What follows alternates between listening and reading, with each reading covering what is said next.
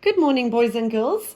Today's revision, we're going to look at number patterns and the rule. We did number patterns and the rule early on in Google Classroom. So what it is we are going to look at various number patterns. And when I'm talking about the rule, I'm talking about, are we counting forwards or are we counting backwards? And what are we counting in? So it doesn't just help to fill in a number pattern. I want to know that you know what you are counting in. Right, so if I look at the first one here, right, so I've got this number pattern, 402, 404. So I can already see if I count between those, I can see that I'm going up in twos. So my next one would be 406, 408, 410, 412 to check myself there, 414, 416. So I can use my number chart to check that.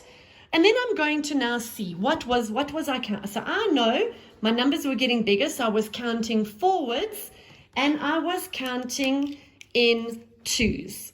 So I would write counting forwards in twos. So my rule for that one is counting forwards in twos. Let's look at the next one here. 655, 650. So I look between the two and I can see that I'm counting in fives, but now I'm getting less, so I'm counting backwards. 655, 650, 645, 640, 635, 630, 625, 620. So now I know I'm counting in fives and I'm counting backwards. So my rule for that one would be counting backwards in fives. So boys and girls, in the baseline assessment, you will be getting number patterns. So you will complete the number pattern.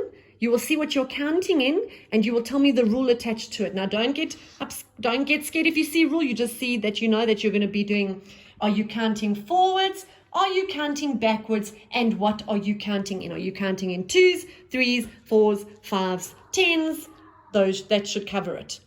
Okay, boys and girls, on the next slide, I have put a practice slide for you. See how you go. Bye.